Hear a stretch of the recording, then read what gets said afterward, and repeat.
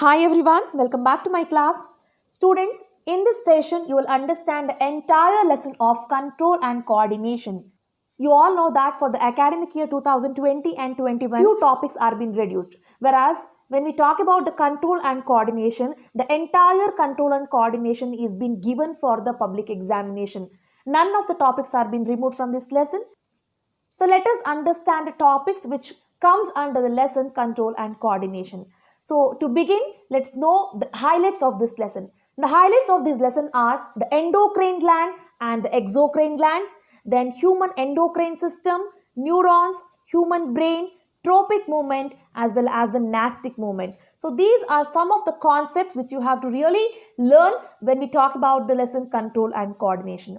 So then how can we define an endocrine gland? Endocrine glands are the glands which secretes the chemical substances. We call the chemical substances as the hormones. See, these hormones, they directly travel through the blood and they reach the specific target organs of the body. Okay, so now let us talk about the exocrine gland. As I told you, the exo means out. So the exocrine glands are the glands, they secrete the chemical substances, and whatever the chemical substances that are secreted by the exocrine gland, they travel through the tube. They travel through the tube and they reach the specific target organs. Clear? This is what you have to mainly understand when we talk about endocrine gland as well as the exocrine gland. Moving to the second point, see, as I told you that the endocrine gland, they add their secretions directly into the blood. They do not need the ducts. Hence, these glands are the ductless glands. Endocrine glands are the ductless glands. So when I talk about the exocrine gland, as their secretions are entering into the tube, we call those tubes as the ducts. So we call them as the glands with ducts. Exocrine glands are the glands which is having the ducts. Clear? So some of the examples for the endocrine gland are the pineal gland, thyroid gland, pituitary gland, adrenal gland, gonads. So there are so many examples. As we go ahead, you will understand what are those and what is the function of those glands. Okay? So these are some of the examples for endocrine. So when I talk about the exocrine gland, salivary glands, sweat glands and oil glands, they directly secrete their chemical substances through the tubes and they reach the specific targeted organs. Clear? So this is all about the endocrine gland as well as the exocrine gland. So now let us understand the human endocrine system. So when we talk about the human endocrine system, the endocrine system is comprises of endocrine glands and the hormones secreted by them. Whenever we say endocrine system, this endocrine system, it is comprising of the endocrine glands and the hormones secreted by them. Clear? Chemical coordination in the human is because of the presence of human endocrine system. Whatever the chemical coordination which happens inside the body of the human, it is because of the human endocrine system. So if you observe this image here, you can clearly see the different endocrine glands which is present in the human male as well as the human female. When we look at this image, you will clearly understand. So there are some glands which are common in both the human male as well as human female. For example, if you observe here, see the hypothalamus, pituitary gland, thyroid gland, parathyroid gland, adrenaline gland and pancreas. So these are the common type of glands which are present in both the human male as well as the human female. So there is one different type of gland which is present in the human male as well as the human female.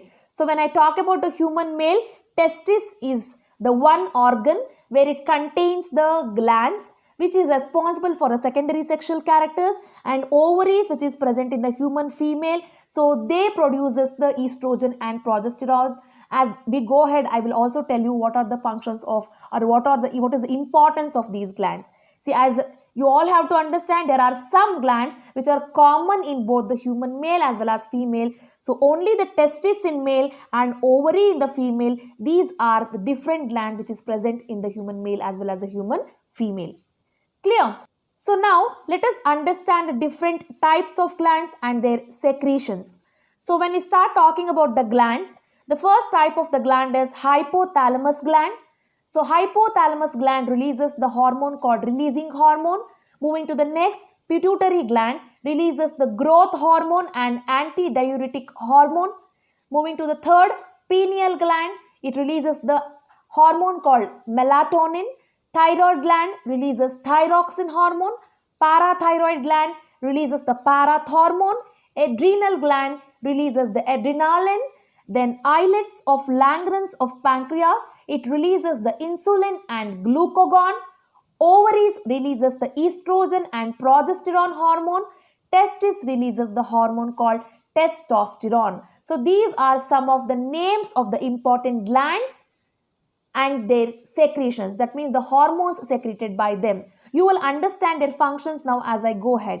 The hypothalamus secretes various releasing hormones like gonadotropin and the growth hormone. Both the gonadotropin and the growth hormone are considered to be a releasing hormones. And these hormones also acts on the pituitary glands to stimulate the other glands. You all know that the pituitary glands is called as the master gland because it regulates the functions of all the other glands in our body. Okay, so hypothalamus, it secretes releasing hormone. Which are the releasing hormone? Gonadotropin and the growth hormone. They are called as releasing hormones, and these hormones, they act. Which hormone? Gonadotropin and growth hormone, they act on the pituitary glands and they stimulate the other glands. Clear? So moving to the next type of gland, which is called as the pituitary gland. So when we talk about the functions of the pituitary gland, so now let us talk about the functions of the pituitary gland. So the pituitary gland, as I told you, it is called as the master gland and it is pea-sized in shape. It is located at the bottom of the brain. What is the function of pituitary gland then? See, the pituitary gland, as it is a master gland, it control and regulate all the other glands in our body. Okay, so there are various glands in our body: pineal gland, thyroid gland, adrenal gland, parathyroid gland. So all these glands are being regulated by the pituitary gland. Clear? So moving to the next one, pineal gland. So this is not given in your textbook, but also you have to understand. So the pineal gland, it is a gland which is located again in the brain. It releases a hormone called as melatonin. What is the role of melatonin then? Melatonin, it regulates the wake up and the sleep clock, and it also helps in the immunity of the body. It's in providing the immunity to the body. Let's begin to understand the thyroid gland. Thyroid gland look after the overall metabolism of the body. It is present in the neck region. The two important hormones secreted by the thyroid gland are tridothyronine and thyroxine, which is often called as T3 hormone and T4 hormone. Okay, so this T3 and T4, they regulate the overall metabolism of the body. And you also have to understand iodine is playing a vital role in synthesizing the thyroxine hormone. Because if the thyroxine hormone has to be produced in our neck region by the thyroid gland, our body needs sufficient amount of iodine. So always the doctor suggests to take the iodized salt, because when we take the iodized salt, some amount of iodine is being entering to our body. Clear? So thyroid gland releases a thyroxine hormone. Clear? So when this thyroxine is lacking, then what happens? The thyroid gland starts swelling. We call that condition as goiter. Clear? So moving to the next type of gland, which is called as parathyroid gland. Parathyroid gland releases a hormone called as parathormone. So this parathormone, it will regulate the calcium as well as the phosphorus levels in the body. Okay, so next type of gland is the pancreas. We call it as islets of Langerhans of pancreas. So this pancreas, it secretes a hormone called as glucagon and insulin. So what is the role of glucagon and insulin? See, both the glucagon and insulin, it will balance the blood sugar level in the body. The proper amount of the insulin and glucagon has to be released by the pancreas. Otherwise, the person may suffer from the diabetes because his blood sugar level will vary. Clear? So moving to the next type of gland, which is called as adrenal gland. So adrenal gland releases a hormone called as adrenaline hormone. Okay. So this adrenaline hormone is called as the hormone of fight or flight. Okay. And this adrenal gland, it is present just above the kidneys. So I had explained all these things in detail in the previous session when I started to explain the control and coordination lesson. If you want a detailed explanation of all these things, you can check the link in the description box below. Moving to the last type of gland, which is called as gonads. What is meant by gonads? See, gonads are the reproductive glands which is present in both the human male as well as the human female. So, when I talk about the male gonads, it consists of the pair of testes. Male gonad means the male reproductive gland. It consists of the pair of testes, and this testis releases a hormone called as testosterone. What is the role of testosterone? Testosterone helps in development of secondary sexual characters in the male. What are the secondary sexual characters? What type of characters they are? See, the growth of mustaches on the face and growth of hair under the genital area and the armpits. Okay, widening of the breast region. Okay, enlargement of the hip region. All these are some of the secondary sexual characters. When I talk about the female gonad consists of the pair of ovaries, and these ovaries, they secrete a hormone called as estrogen and the progesterone. Both the estrogen and progesterone hormones, they play a major role in the development of secondary sexual characters. Again, when I talk about the secondary sexual characters in the human female, start of menstrual cycle, okay, then enlargement of the breast area, enlargement of the hips area, appearance of pimples on the face, growth of hair in the private parts. All these are some of the secondary sexual characters which are commonly seen in the human female. Clear? So this is all about the different type of glands and their secretions as well as their function. So now the question is, why should the hormones be present in the right amount? You all have understood that there are glands and the hormones are secreted by the glands. And as you all know that the hormones are secreted by the glands, these glands have to secrete the hormones in the right amount. If the hormones are not secreted in the right amount, there will be certain problems which are commonly seen. Okay, let's understand about those now. So let's begin to understand with the growth hormone. If the amount of growth hormone is secreted less in the body of the human, then he will be suffering from the dwarfism.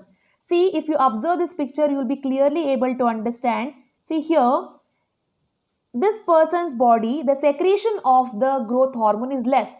So he will be dwarf now. The condition is called as a dwarfism. Whereas if you observe this person, in his body, the amount of secretion of the growth hormone is more. So hence, he is much taller.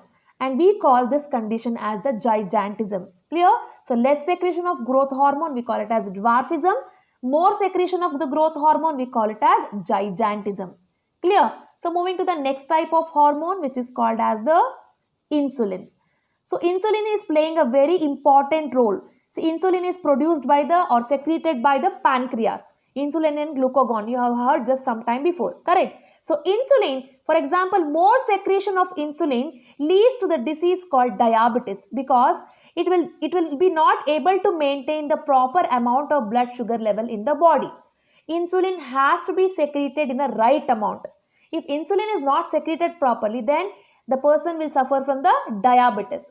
Clear? So moving to the next type of hormone, which is called as the thyroid hormone. See, thyroid hormone has to be secreted in the right amount. For example, if the thyroid hormone is secreted in less amount, the person will be suffering from the hypothyroidism. If it is secreted in the more amount, then the person will be suffering from the hyperthyroidism. It is hypo means less, hyper means more. Clear? His thyroid glands get swelling. It starts swelling. As it starts swelling, what happens is glands start increase in its size. So we call this condition as goiter. You can observe this image. See here, the thyroid gland is normal in size. Now it is swollen. This blue color one, if you observe, it is swollen. Okay. When it start to swell, what happens? This region, it increases in its size. We call this condition as goiter. Clear? And before only I have already informed that if thyroxine hormone has to be secreted in the right amount, then consumption of iodine is very important. Okay. So this is all about the different hormones. So now let us move ahead to understand the human nervous system. So when I talk about human nervous system, so we will give more importance for neurons, because human nervous system is comprises of neurons. There are millions of neurons in the human nervous system. In the examinations, they will ask about this diagram. If they ask you, you have to write this diagram and label dendrites, cell body, nucleus, axon and nerve ending. So these many parts you have to label it. Clear? So now let us understand the structure of the neuron. So when I talk about the structure of neuron, neuron consists of the cell body. This is the cell body. If you observe clearly, you can understand. So this is a cell body. So this cell body is having the well-defined nucleus. These are the dendrites. Okay, dendrites are the thread-like structures which receives the impulses from the various region. So these dendrites, they receive the impulses from the various sense organs and it transfer those impulses to the cell body. Clear? So moving to the next point, axon. Axon is the longest part. This is the longest part. So this is the axon. Axon is the longest part of the neuron. It is arising, this axon, it is arising from the cell body, from this region. It is arising from the cell body and it extends up to the nerve ending. Axon is the longest part of the neuron. So, as I told you that there are millions of neurons. So, there is a gap between one neuron and another neuron. Just imagine now, if there are two neurons here. So, here is also another neuron. So, in between these two neurons, there is a small gap. So, the small gap between two neurons, we call it as synapse. Many a times they have asked this question in the examination. They will ask you define synapse. So, in such conditions, you have to write, see, the gap which is present between two neurons, we call it as synapse. Clear? So, you all have clearly understood now about the structure of neuron. So, now let us understand the nervous system in the human beings. So, when we start understanding about the nervous system in the human beings, it is broadly classified into three types, that is CNS, ANS and PNS. CNS stands for the central nervous system, PNS stands for the peripheral nervous system and ANS stands for the autonomous nervous system. We will give more importance to understand the CNS and PNS. So, when I talk about the central nervous system is comprising of brain and spinal cord and peripheral nervous system is comprising of cranial nerves and the spinal nerves. Yes? So, moving to the next, that is the structure of brain. So, when I talk about the brain, you all have to learn the proper labeled diagram of the brain because they will ask you in the examination. So, now let's begin to understand the structure of the brain. The human brain is protected by the skull. Here you can observe the hardest part. So, this is the skull. So, the human brain is protected with the skull because the brain is a very delicate organ. Clear? And this skull is further divided into two parts which is called as cranium and the mandible. And you can also observe there are three layers which are present just above the brain here, three layers. So these three layers are called as the meninges. They are covering the brain. In between these three layers, there is presence of a fluid which is called as the CSF. There is presence of the fluid called as CSF, which is CSF means cerebrospinal fluid. So, in between the meninges, as I told you, there is gap between the meninges. So, these gaps are filled by the fluid called as cerebrospinal fluid. Clear? So, what is the role of CSF then? CSF protects the brain from the shocks. Okay. So, this is all about a small introduction to the brain, structure of the brain. So, now let's understand the human brain division. So, when we talk about the human brain division, the human brain is being classified broadly into the forebrain, midbrain as well as the hindbrain. Okay. So, now let's begin to understand about the forebrain. Clear? Okay. The forebrain. See, when I talk about the forebrain is further classified into three types. The first one is the cerebrum, second one is the olfactory lobes and third one is the diencephalon. So, diencephalon is further classified. So, let me begin with the cerebrum. When I talk about the forebrain, we are talking about cerebrum, olfactory lobes and diencephalon. See, then what is cerebrum? See, cerebrum is the largest part of the brain, this region. It is the largest part of the brain and it is the main thinking part of the brain. Cerebrum is the main thinking part of the brain. It consists of the sensory areas as well as the association areas. Clear? Moving ahead to understand the olfactory lobes. Olfactory lobes help in the sensation of smell. See, whenever you are smelling some objects, it is because of the presence of the olfactory lobes. Clear? So, moving ahead to understand the diencephalon. Diencephalon is further classified into thalamus and the hypothalamus. Okay. So, then what is the function of thalamus? See, when I talk about the thalamus Thalamus is the area, it control and coordinate the sensory impulses from the various areas like eyes and ears. That means, see, it will coordinate with the sensory areas, sensory organs like eyes, ears, nose, tongue, skin. These are all sensory organs, right? See, whatever the electrical impulses which has to be carried. So those impulses are being carried by the thalamus. That means it will coordinate. Thalamus will coordinate with the sensory impulses. Clear? So moving to the second category which falls under the diencephalon, that is the hypothalamus. Hypothalamus helps in controlling the emotion, hunger as well as the body temperature. Clear? So this is all about the forebrain. So now let's move ahead to understand the next one which is called as the midbrain. So when I talk about the midbrain is present at the mid part of the brain. The function of the midbrain is it conveys the sensory information to the cerebrum. That means, see, whatever the information which is being received by the midbrain, that will be carried to the forebrain. What is present in the forebrain? Cerebrum is present. Correct? So, midbrain, it conveys the sensory information to the cerebrum, and it also controls the reflex action of the head, neck as well as the eye muscles. So this is all about the midbrain. There is no further classifications in the midbrain. So the next one is the hindbrain. Hindbrain is further classified into cerebellum, pons and medulla oblongata.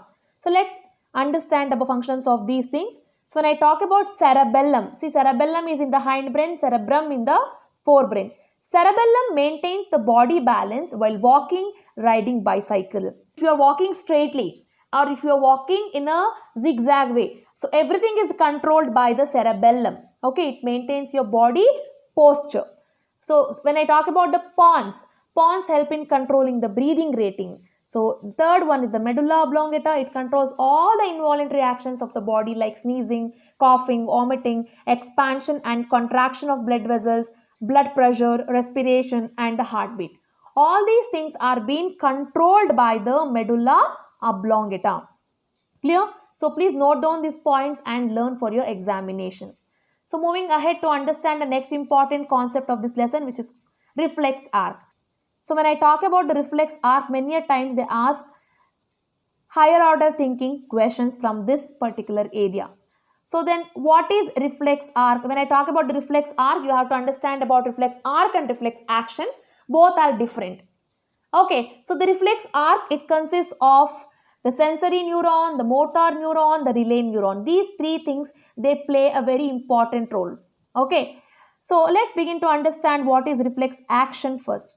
So reflex action is an extremely quick, automatic, sudden action in response to something in the environment. For example, you're touching the hot object. Immediately you pull back your fingers, correct? And when the flash of light fall on your eyes, what happens? You suddenly close your eyes. When you see something which is of your favorite, you start releasing the saliva in your mouth. We call it as salivation. So this also happens when you're hungry. Correct? So these are some of the actions which are not under your control, and this happens immediately. Okay, so we call such type of actions as the reflex action. Clear? So let us understand about a reflex arc now. See, when I talk about a reflex arc, it is not same as reflex action. Reflex action is happening immediately. When I talk about the reflex arc, it is a pathway of nerve which is involved in the reflex action. For example, see, in the reflex action, there is receptors, motor neuron, effectors, central nervous system, sensory neurons. All these are taking part to perform a sudden action. If your body is performing a sudden action, as I told you that you will withdraw your hand when you come in contact with the hot substances. Correct? So reflex action is because of the reflex arc. So let's understand the important things which happen in the reflex arc. The first one is the receptors. So what does the receptors do? Receptors, they receive the messages from the external environment. For example, if you're touching or if you're coming in contact with the hot substances, your sensory organs, they receive the messages. They receive the electrical impulses from the external environment. And that will be sent through the receptors. Here, if you observe this picture, you will clearly understand. See here. So here, when you come in contact with such hot substances, what happens? Receptor, they receive the messages from the external environment and it sends the message through the sensory neuron. You can observe here, the sensory neuron. So the sensory neuron, it carries the messages from this receptor to the central nervous system. This is a spinal cord. Okay. So this is a central nervous system where the spinal cord is present in that. The central nervous system, what does it do? It processes the message and sends the impulses back. Okay. So it is receiving the message and it is immediately reverting back through the electrical impulses. So this message will be now carried by the motor neuron. You can observe here there is a motor neuron. So the effectors, what happened? The response against the stimulus. So these are the points I have been given here also. You can observe. See, receptors, it receives the messages from the external environment. Sensory neuron carries messages from these receptors to the central nervous system, as I have shown. The central nervous system, what does it do? It processes the message, send the impulses back. Okay, and the impulses which has been sent by central nervous system will be carried by the motor neuron, correct? And it will reach the effector. So effector, what does it do? It will respond against the stimulus. Clear? So this is all about the reflex arc. So now let us move ahead to understand the control and coordination in the plants. Very important this concept. So when I talk about control and coordination in plants, few important concepts are given in the examination. Let's discuss about those now. Okay. So let's give importance for the tropic movements. When I talk about the coordination in plants, we have to give importance for tropic movement, which is also called as tropism. Clear? So how can we define tropic movement then? Growth dependent movement of a plant in response to stimulus. I repeat again, growth dependent movement of plants in response to stimulus, it is called as tropic movement, or we can also call it as tropism. When I talk about the growth, when I talk about the tropic movements, there are different tropic movements in the plant. The first one is the phototropism, next geotropism, hydrotropism and chemotropism. Then what is phototropism? You all know photo means light, right? Tropism means movement. So the plants shows their movement with response to light. We call it as phototropism. Moving to geo means earth. So the plant which shows its movement with response to the gravity, we call it as geotropism. So moving to the third one, hydrotropism. Hydrotropism is the plant movement with response to water. Hydro means water, tropism means movement. Next one, chemotropism. So the plants show their movement with response to chemicals. We call it as chemotropism. Clear? So this is all about the different tropic movements. And you all have understood what are these in detail. So next, move ahead to understand the hormones. Plant hormones is the next important topic which you have to study under the coordination in plants. Okay. So when I talk about the plant hormones, so there are 4 important hormones which you have to study. The first one is the auxin, second one is the gibberellins, and third one is cytokinin, and the fourth one is the abscisic acid. Clear?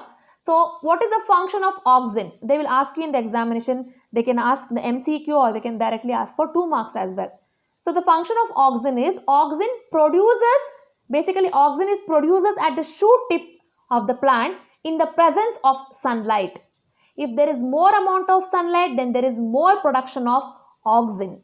Okay, auxin is a plant hormone produced at the shoot tips in the presence of sunlight. What is the function of auxin? Why it has to be produced? See, auxin promotes the cell division as well as the cell elongation.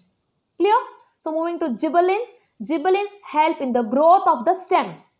It results in the increase in the size of the fruit as well as the flower. Moving to the third one, cytokinin. Cytokinin promotes the cell division. It also regulates in the transport of the nutrients. Clear? And the fourth one is the abscisic acid. So what is the role of abscisic acid? It inhibits the growth and it also results in wilting of the leaves. And one more important thing I would like to tell you. So when I talk about the plant hormones, auxin, gibberellins, cytokinins, these 3 help in the growth of the plant. Hence we call these as the growth promoters.